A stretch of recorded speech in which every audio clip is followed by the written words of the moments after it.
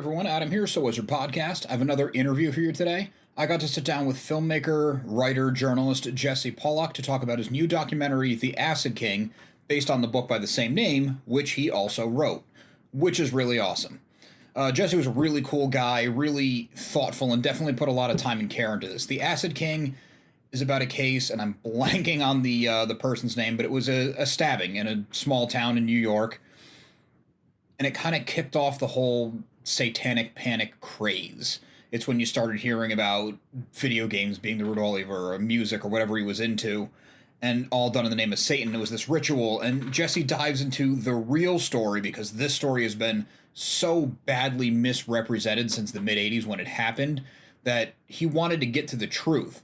So it's a really cool documentary because it doesn't just explore a true crime case, it dives into the real case itself, not just the sensationalized version, and also how it got to that sensationalism and the ripple effects of it after that are still affecting people today. We go into detail about a lot of things, including how Jesse got the people in the town to talk to him about this case because they were so done. One, they just wanted to move on from a horrific event, and two, they were just done being misrepresented in the media. So there was a lot of obstacles to overcome. Really great interview. Make sure you check it out. Hey everyone, Adam here, So Was Your Podcast. I'm sitting down with Jesse Pollack to talk about his new documentary, The Acid King. How you doing, Jesse? I'm doing well. Thanks for having me on. How are you? Absolutely, I'm doing good. Thanks for coming on. Oh no, it's my pleasure. It's been a long 4 years getting this film finished, and so I'm very happy to have it out there and start promoting it because between the normal struggles of making an independent film and then you throw a worldwide pandemic into the middle of it, it was kind of stressful for a bit there. Yeah, I can imagine. Oh yeah. So before we get to The Acid King, I like to ask creative people how you got into it. Like for you, why did you, or not why, I mean, how did you get into making documentaries? Uh, it was actually a strange road there because it wasn't part of the plan at all. My main thing is writing. The Acid King, the book was my second book. Just like my first one, it's a true crime book. And even before the manuscript was finished, because when you get picked up for a book deal, if it's a publisher that's recognized enough, they'll make an announcement in a few trade magazines or websites like Publishers Weekly, Publishers Marketplace, etc. And a couple filmmakers had seen the announcement. Jesse P. Pollack, the author of Death on the Devil's Teeth, signs deal with Simon and Schuster for the Ricky Kasso story, tentatively titled "The Acid King," is I think what it was. And I had a few people reach out and say, "Oh my God, that case blew my mind. I remember when it happened. Let's do." One of them wanted to do a TV special about it, and I asked them what their credentials were, and it was like, "Oh, we do this documentary series about fish tanks, and we're also known for Amish mafia." And I was just like, "I'll call you back." Yeah. And they haven't heard from me yet. And then another guy who I respected, but will remain nameless, really wanted to do it as a six-part miniseries, sort of docu-series, like Making a Murderer kind of thing. And it just fell apart because we didn't see eye to eye on the satanic angle of the story. Jumping ahead a little bit, one of the big things that people really remember about the Ricky Kasso murder story, Ricky Kasso's murder of Gary Lauwers specifically, is that the international press, not just the American press, all over the world, labeled this as a sacrifice to Satan carried out by a demonic cult. And obviously, that gets a lot of headlines. There was a 2020 special about it. There have been, countless films and songs inspired by it. And the real thesis statement of my book is all about how that was just a myth. I believed it when I started the project because that was all I heard about it when I did my first batch of research. But once I actually started sitting down and interviewing the people that had lived the story, it became very clear that this was just completely misrepresented in the media and elsewhere. So this filmmaker and I didn't see eye to eye on it. He wanted to hype it up to, in his words, we need to get producers and executives interested in this. And then maybe, we'll talk about, how it was all BS later. And I was like, I don't know if I trust that. And so I put the kibosh on that deal. And I finally just realized if there's ever going to be a visual medium that tells this story accurately, not to toot my own horn, but I'm probably going to have to be involved in some capacity because I've interviewed all these people. I have the original case file from the police, all the original press documents. I have all the context. And I finally just said, I have all these friends that know their way around a camera, know how to edit.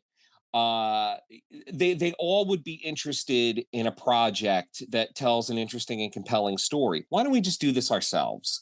Try to crowdfund a little budget and see if we can get a distributor and just make our own documentary telling the truth to kind of put the story to bed once and for all. And 4 years later, I really hope we've achieved that with this film. That's a really cool path to get here because was based on your second book. Hmm. So being relatively new as like a author journalist diving into this to turn down two pretty much done deal TV projects, you're like, no, no, no, I have to do it the right way. Like huge credit to you because you Oh, could have thank easily you. gotten excited and been like, where do I sign? Like TV? Yeah, let's do it. I was pretty excited about it at first because, like I said, that second offer from a documentarian that I had a lot of respect for, going back to even before I was a professional writer, I had watched his work, and I was like, "Oh my God, this is it!" I've quote unquote made it. Someone, a filmmaker that I respect, wants to adapt one of my books, and the book isn't even finished yet. He wants to do it based on the word of mouth alone. And I won't say it was heartbreaking or anything, but I saw all the red flags of, oh no, this is just going to be the media sensationalism all over again. It's just going to be the satanic panic in HD. And by that point, like I said, I interviewed over 50 people for this book who were, intimately involved in the story. And that includes the family members of Gary Lowers, the 17-year-old boy who was killed in this case. So I just couldn't live with myself going back to say Gary's sister and saying, "Listen, I know I told you I was going to write a book about your brother's terrible murder and finally set the record straight on it, but this guy offered me money, so have a good one." I just couldn't do that. And Yeah. that's not to say everyone in the business is like that, but let's face it, it's the entertainment industry deals with the devil for, lack of a better term, are made. And I, Yeah. I just couldn't do it. We all understand clickbait by now. Oh yeah. Yeah. So But then that's again, clickbait is still like we laugh about it, but clickbait, decides presidential oh, elections it's these days. You got dangerous. to be Yeah, yeah, careful. you're right. We're laughing here, but yeah, it's dangerous. Oh yeah. And that was a big thing too with the film. We just didn't want to do a cut and dry A to Z, by the numbers telling of the murder. The interesting part about this story is the lasting social impact because it's very easy to kind of sit back with almost 40 years of hindsight and go, oh my God, that this Satan cult in the woods, parents freaking out because Kasso was wearing an ACDC shirt in his booking photo. That's so stupid. But back then it really affected lives. It really helped kick off this whole moral panic that you saw with Dungeons and Dragons, Ozzy Osbourne, Judas Priest. And people think, oh well, yeah, some nerds got bullied about it and their parents thought that they were, demon slayers or at the very least demonically interested in. But we kind of forget that no, it also led to things like the West Memphis Three. I mean, Damien Eccles was almost sentenced to death for a murder he didn't commit just because he liked Metallica and Stephen King books and wore black T-shirts. Like the thread from Ricky Kasso to things like the West Memphis Three case is very tangible. So while it is kind of ridiculous on the surface, it's also pretty scary. Yeah, when you lay it out like that, you're absolutely right because this opened the floodgates. Oh yeah, and it lasts all the way up through now. The flavors just kind of change a little. In the early 70s, like with the first case that I wrote about in Death on the Devil's Teeth, the murder of Jeanette De Palma, that was sort of the prototypical satanic panic. It was people mostly being spooked out by watching The Exorcist and Rosemary's Baby, the resurgence of the popularity of Ouija boards, stuff like that. but it wasn't full on moral panic yet. It wasn't like, oh, we need to round up teenagers because they listen to Alice Cooper. That wasn't happening yet. But by the 80s, the whole Motley Crue and AC/DC, as you get further on, Metallica, stuff like that, then it became very much the pseudo criminalization of adolescence. It was a situation where the adults, and not just parents, just authority figures in general, were looking at teenagers as real threats to society. They were treated as murderers. Even the spookier elements, like we discussed earlier, they might be in a cult because they listen to this goofy rock band that you can get at the local record store. And by the time it hit the 90s, it really exploded into the realm of disturbing. That's when you saw, in addition to the West Memphis 3 case, you had things like the McMartin preschool trial, where an entire family's livelihood, reputation, business were destroyed because a mentally unstable parent accused this daycare of being a secret satanic cult, and these people were arrested. They dug up the property looking for non-existent human remains of murder victims. They had children on the stand saying things like, "Oh yeah, the teacher and I, we flushed ourselves down the toilet, and we met Satan in the sewers, and Grandma was there playing the piano." It was ridiculous, and these people almost went to jail for it. And all the way up through now, with the new flavor of it, is a lot of this QAnon stuff. It's not Ricky Kasso and AC/DC anymore. It's Tom Hanks and Pedophile Island.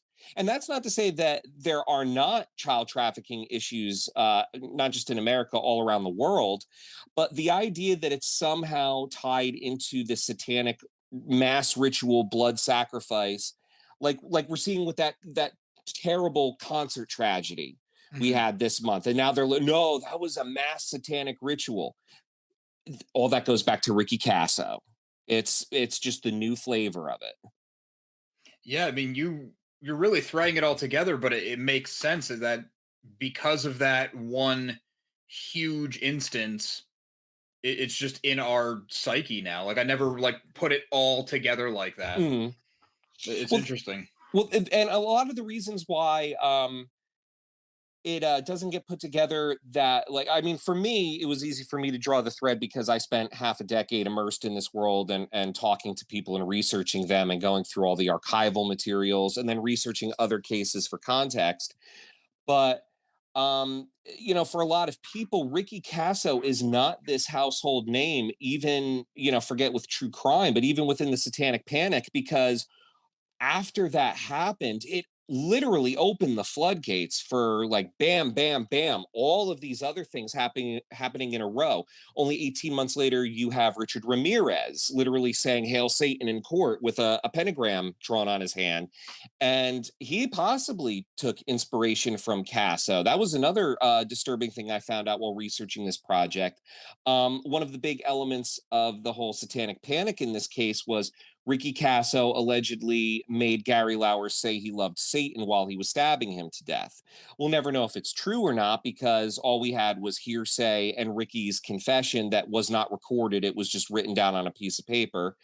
But the fact of the matter is that only a year and a half later, suddenly you have another Ricky, Richard Ramirez, who is wearing an AC/DC hat to his murder scenes, and told at least one of his victims also, "Say you love Satan."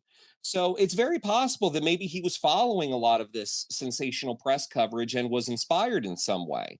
Does that mean the press is responsible for Richard Ramirez? Of course not. I mean, he was going to do what he was going to do regardless. But it was very striking to see those parallels. Like, wow, two killers, both named Richard, both in a 2-year span.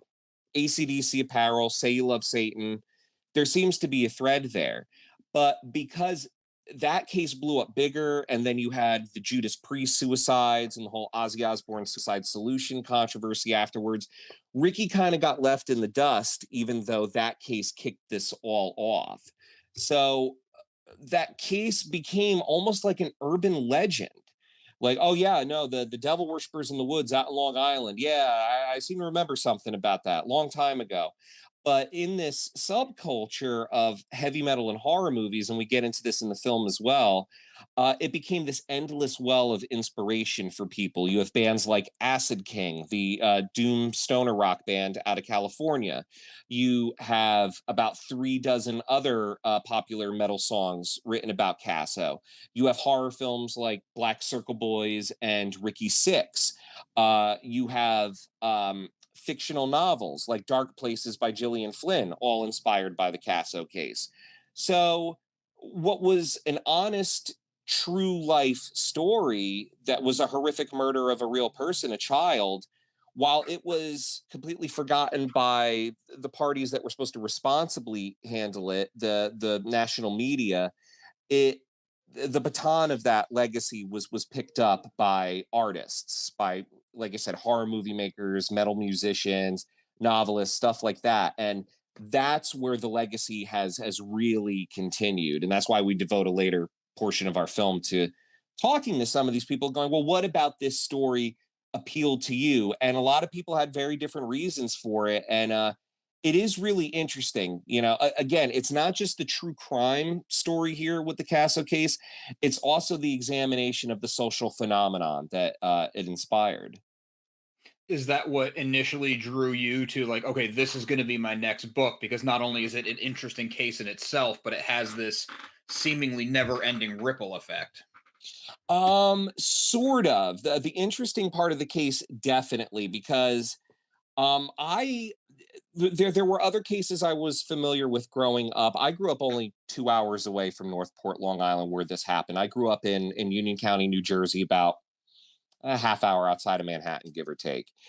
And we had our own satanic panic going on in New Jersey, and not just the De Palma case, which happened 2 towns over from me in Springfield in the 70s, but just in Clark, New Jersey, where I grew up. There was just, oh yeah, no, don't go trick or treating near the golf course, Jesse. That's where the devil worshippers, there were serious rumors in my town growing up. No, the devil worshippers live and kill things in the woods by the golf course. So it was super spooky golf course as a kid. But the Casso thing wasn't something I had really heard about.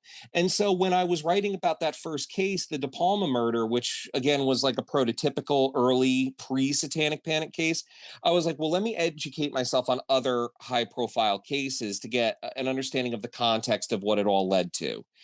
And one name that just kept coming up in my research was Ricky Kasso. And I'm like, Ricky Kasso, why have I never heard of this? Like, let me Google him. And I Googled him, and the first thing I saw was that infamous photo of him in his ACDC shirt, and his hair is all wild. He's dramatically underweight.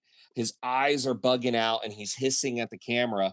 And it startled me. I could definitely see why people were freaked out by that when they opened up their newspapers, on the morning of July 6th, 1984.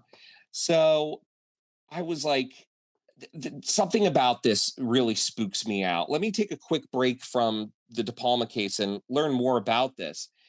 And when you read the facts of that story, at least the facts that were understood to the people, following it at the time, they were very striking. It was good kid gone bad. Supposedly he was a football star, well liked by everybody, but then he smoked a joint and listened to Ozzy Osbourne and became the teenage leader of a devil cult. And he was robbing graves in Northport, and he stabbed his friend to death in front of 100 other cult members in front of a roaring bonfire, and was leading tours to the body for 3 weeks before he was arrested, and no one told. And I was like, oh my God, this story is so compelling. How is this not, like, again, a household name with true crime lore and things that are interconnected with that? And I just kind of put a bookmark on it. And I said, if I ever get a chance to do another true crime book, I'd like to tackle this case. And by complete chance, that happened almost immediately after Death on the Devil's Teeth was released. An editor at Simon Schuster was having lunch with my agent, Eric Myers, and she said, we're getting ready to start this new true crime line that's teen centric. We're calling it Simon True. Would Jesse be interested in writing a book for this series? The only thing we ask is that the perpetrator and the victim are both teenagers. And he asked me, and I said, yeah, the Kasso case, because Ricky and Gary were both 17. And the more and more I got into it and interviewed people from Northport, that's when I found out how much of it was grossly misrepresented. There weren't 100 kids chanting in front of a bonfire at the murder. There was no Satan cult. But the grave robbing stuff was real. That was very striking to me. I was like, oh, wow, okay. But even that sort of got twisted because in the story, the lore, it was, oh, Ricky Kasso dug up a grave so he could get a skull to sell to a magic shop in Manhattan for $600. And the funny thing about that was, no, it wasn't him. That was a different grave robbing incident with a friend of his months before. Northport had a bit of a grave robbing problem in the Yeah. 80s. And Ricky actually was trying to dig up a skull to go and hold a satanic ritual at the Amityville Horror House. And I'm like, oh my God, you're kidding me. There's no way that's true. But then, as you see in the film, we interviewed the Suffolk County detective that arrested and interrogated Ricky. And he was like, no, it was true. We found all this literature in his pocket. He had a list of dignitaries in hell. Now, of course, that doesn't mean he actually was a satanic cult member, but he was a very mentally disturbed teenager who was superficially into Satan the way a lot of kids were at the time. He would, play Led Zeppelin and Black Sabbath records backwards looking for spooky messages. He read Anton LaVey's Satanic Bible, but that was about it. Until he took it to the next level with the grave robbing, of course. But as far as putting together a cult in Northport with 100+ members, no chance. But it was that initial lure that drew me in. It was just like, oh my God, this story is incredible. And even though I found out most of those aspects of that story were complete media myths, the truth behind the story and the story of finding the truth behind it, because it was no easy task. That was what really made this story a compelling case for a second book, at least in my opinion. Did you find that all the media myths and all the hype and all the false information about it made it that much more interesting to get to the core of what was real and what wasn't? And it's also kind of that it took on a life of its own idea. Oh yeah, yeah. It was two pronged. There was the interesting aspect of trying to get people to trust me while reaching out to them for interviews, because there was another book that came out before mine in 1987 called Say You Love Satan. And it was written by this schlocky hack journalist named David St. Clair, who was a self-professed psychic healer. Some of the other books he wrote before this were called like David St. Clair's Lessons in Instant ESP, or How Your Psychic Powers Can Make You Rich. He literally wrote a book called that. And he saw the spooky Satan stuff in the newspapers and smelled blood in the water and went to Northport and tried to write this book. And of course, by and large, everybody sussed out what this guy was about. And they said, no, we don't want to take any part in this. And instead of doing the right thing and going back to his publisher, Dell, and saying, listen, I really wanted to write this book for you guys, but no one involved in this story wants to talk to me. So I have nothing to work with here other than the smattering of newspaper articles and a Rolling Stone piece. Let's just cancel the deal. He just went, I'll just make the rest up. And what I don't make up out of whole cloth, I'll just plagiarize from those newspaper articles and largely that Rolling Stone piece written by David Breskin. So I had to embark on this road of convincing these traumatized people all these years later. Well, all they're hoping for is the dust to settle, and then you essentially have me, this guy who wasn't even born when this happened. I was born in 1988, so this was before my time. Knocking on their door and saying, hey, listen, I know you kind of want this put to bed, but I'm not David St. Clair.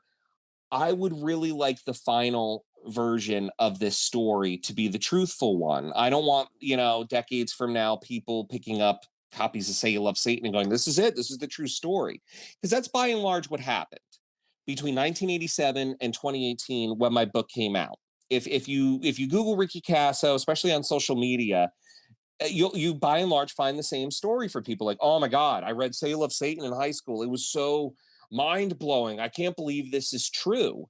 And you try explaining to them that it's not true. And a lot of people have a lot of trouble reconciling that in their head because they didn't grow up in Northport, they didn't experience it firsthand, and they see this book released by a reputable publisher, Dell, and they go, "Oh, it's a book."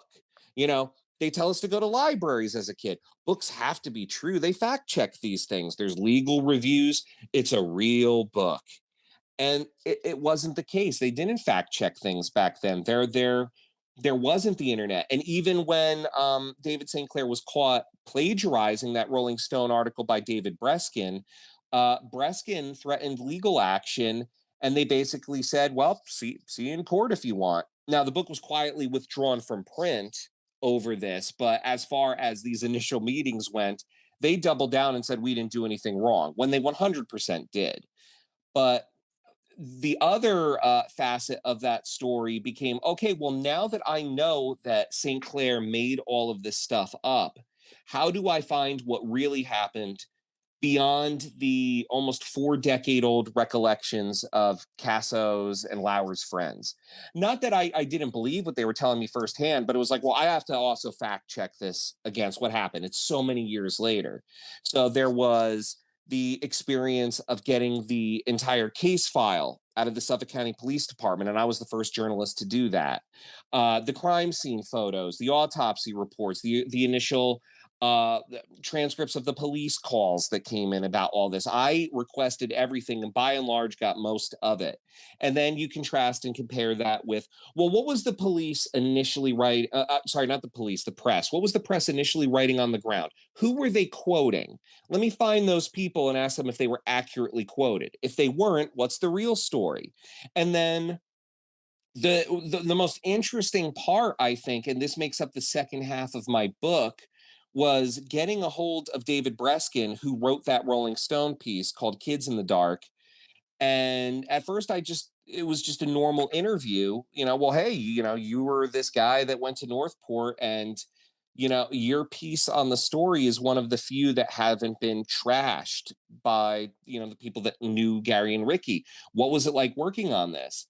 And then it came out, during the course of my interview with him, that he had 44 hours of interview tapes.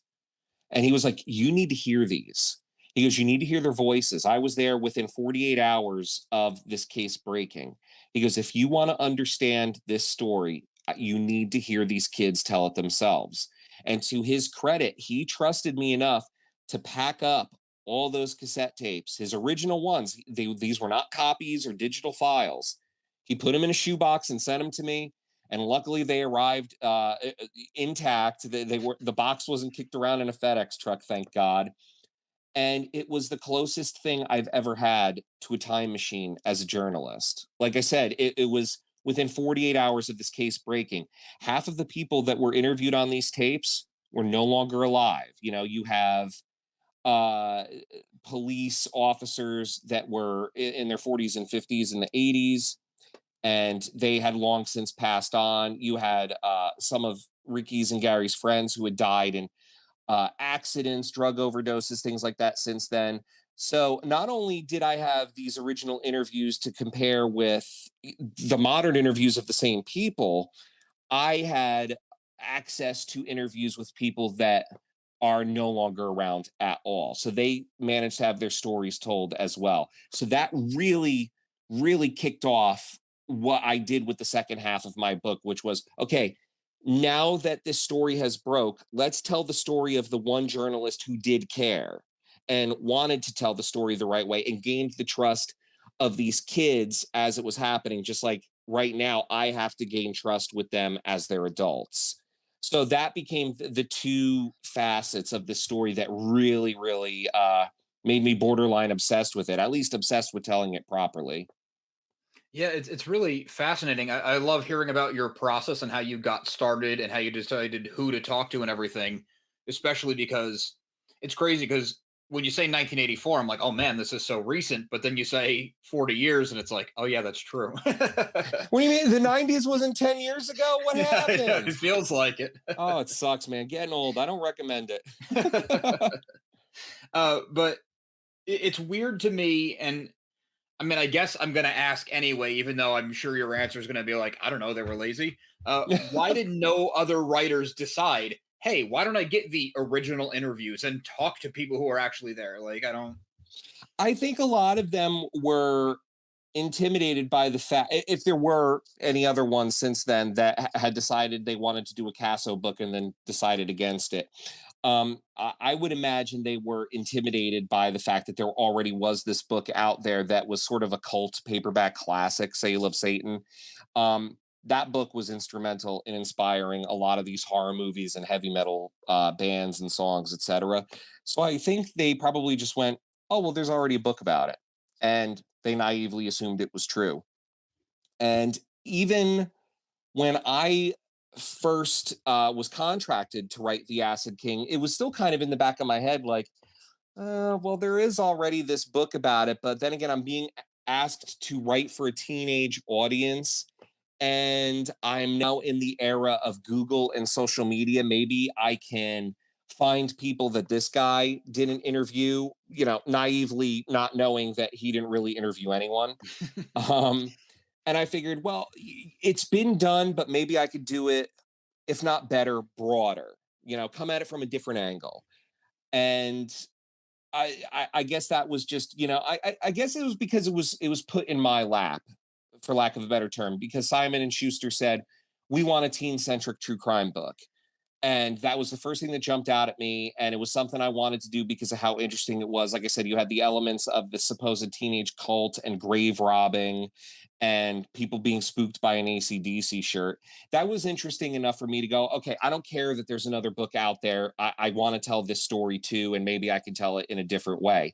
But then, yeah, as soon as I found out that that book was complete hogwash, for lack of a better term, I was just like, okay, no, full speed ahead, kick up the gears. We're going to do this right. We're going to give these people their stories back because they had been taken from them. And you see in the film the frustration that a lot of Gary's friends had with that. People talking about, like, oh, yeah, people would find out I was from Northport years later and go, oh, the death cult. And imagine having to carry that with you for your entire adult life. And it was a friend of yours. You don't get to mourn someone properly. How do you mourn the murder of one of your friends when you have to fight off all this crap from the media around you? Were you in the Satan cult? Shoving microphones in your face. And so it became sort of a mission at that point. It's like, this isn't just about writing a book anymore. This is about correcting a falsehood, and like I said before, giving these people their stories back. Did you have a hard time because you did all this research for your book, and then it became document that we're talking about? Did you have a hard time going back to that again and like, okay, I know I convinced you once to talk to me. I am telling your story properly. Can we do it again on camera? um it was mostly just wanting to make sure that these people that and by and large, a lot of them, they smelled the crap right away. So they didn't, like, when ABC News was getting in their face, literally, like, say Gary's funeral, which happened. um they didn't sit down and talk to anyone back then. Whereas now, once I had already gotten the book pretty much underway, by the time we started this documentary project, I basically presented it to these people as, well, listen, I know you spoke to me for the book, but now here's your chance for the rest of the world to see you as a human being and hear you tell these stories and correct these falsehoods, in a way that they will really connect with you as opposed to just words on a page. Like, this is just another opportunity to really drive it home. And by and large, everybody really responded well to that chance. It took a little convincing with a few of them, but once they sat down and saw the questions we were asking when the cameras were rolling, they understood that we weren't just trying to do another sensational film hack job. Yeah, I guess that makes sense. I didn't really think of it from that angle where now it's your face, your words, Mm. literally, not me quoting you. So it's like you said, it's personal. You have that connection. So it makes a lot of sense that you'd want to. Yeah, and that's why I'm not in the film. I mean, you hear me a couple times in the background asking a question. If it was if I was setting someone up for an answer and that setup was crucial to the context of that answer, I would leave me asking the question in. But I did not want this to be a commercial for my book. Hmm. I didn't want it to be a commercial for me as a brand. And there are other filmmakers out there that approach these things as this project needs to be about my personal journey with this story, and it wasn't about that for me. I was just the messenger with this, to not sound too cheesy or anything, but it was like, who cares what I have to say about this? Let's hear it from the people that lived it. Let's hear it from the people I wrote about in the book. No one wants to hear me quoting them or do some sort of cheesy reenactment. Let's just go straight to the horse's mouth and let them tell the story. Let's give them the chance that they were never given. Yeah, I totally agree. Because if you had maybe even not trying to make it about you, but if you were in like every frame leading the way, people would say, okay, well, did you know the guy? Like, what's your connection to Exactly. this? Yeah, it's like, who's this dweeb? Get out of the way. I want to hear what Tom Retz and Chris Limbach have to say about this. You weren't even born yet. And I did have a lot of self-consciousness about that. It was like, well, this, should I even be telling this story? I'm not a Gen Xer. I'm an elder millennial, as they call us. And I guess that's why I went on such a deep dive with the interview process in both the film and the book, because it was okay. Not only do we have to help people understand a crime here, we need to help people understand an era that is gone. We need people to understand what Gen X went through in the early 80s with the whole, like I said earlier, the attempted criminalization of adolescence, and how people looked at you differently if you played Dungeons and Dragons or you listened to Ozzy Osbourne. You were called a quote unquote dirtbag. And I caught the tail end of that too. Not that there isn't like smaller things like that nowadays. Of course, people can be snobby and judgmental with music and stuff like that, but we've come a long way. But when I was in middle school, I lived through Columbine. And I remember the way that people looked at you for wearing a Marilyn Manson shirt. Not that I wore one, but I had friends that did. And I had friends that wore trench coats. And I saw firsthand as a 12-year-old kid, like, holy shit, Joe was just another kid in my class last week. Now he's being hauled into the principal's office and being pretty much labeled a potential murderer because he wears his dad's trench coat to school when it's raining. And oh yeah, Mike over there, Mike wore a Marilyn Manson shirt to school, and now they're suspending him for a day because of zero tolerance. Zero tolerance was the new satanic panic in the 90s, as far as a lot of schools were concerned, because then all of a sudden, a lot of these teachers and principals had this great scapegoat of Columbine where they could continue to cast out people that they didn't like for any reason. Oh, metalheads, they're annoying. Zero tolerance. You can't wear that shirt because those school shooters wore it. And if you talk back, we're going to label you insubordinate. So I caught a lot of that. I don't know how much of that is still going on today, especially in schools, but I don't think anyone is being hauled into the principal's office for an ACDC shirt anymore. Yeah, now it's red hats. Yeah. It all comes in waves. It's exactly what you're saying. It's just what's the new iteration of this thing. It's really fascinating, and it's like it was right there the whole time, but you're just shining this light on it now, and it's like, oh yeah, everything is just the same. And it could go even further back. You could take it all the way back to the 1500s and the 1600s, going all the way back to the Salem witch trials. And in France, they had werewolf trials. Like, that's something that not a lot of people talk about, but I learned about that as a nerdy little kid reading monster books, stuff by Daniel Cohen, and watching things on the History Channel before the History Channel became Ice Road Space Nazi Truckers or whatever it is now. But before the Salem witch trials in France, they were executing young men who had unibrows, because they said unibrows, that's a sign you're a werewolf. So if I had been born back then, boy, I would have been screwed. I shave mine now, but yeah. Now they were executing people whose ring finger was longer than their middle finger, which is kind of funny now, because I think in high school they used to say, oh yeah, if your ring finger is longer than your middle finger, you're gay, and they would do that so you would hold your hand up to your face, and then they push your face in your hand into your face. But in France, they were killing people for it. So it is kind of weird. There's always been the concept of the other, and how that all it's all a witch hunt, basically. It's just Mhm. like I said before, new flavors. Yeah, the documentary is so much bigger now than just the one case. So, when you're doing like meet rounds like this, talking to people about your book or the documentary because it's the same subject, do you find that any time they have their version of this small town horrific story? I didn't catch the first part of that question. The signal was kind of dropping out. What part of the version of the small town story? I was just saying, while you're doing like these kind of media rounds, whether it's for the book or the documentary, do you find as you talk to people, they kind of like get that little light coming on and like, oh, there was something in this town next to where I grew up and it was a similar thing to the Casso case. And Oh yeah, yeah. Everyone, even in Northport, when we first got there, there's a funny story we tell on the commentary track for the film that's going to be on the DVD and Blu-ray release later this year, where when we first got our boots on the ground in Northport in 2017 to start filming, um, a woman had asked us on Main Street. She was this really, really nice old woman. She owned a little shop there. And she saw us with our cameras and our tripods. And she goes, "Oh, what are you boys doing?"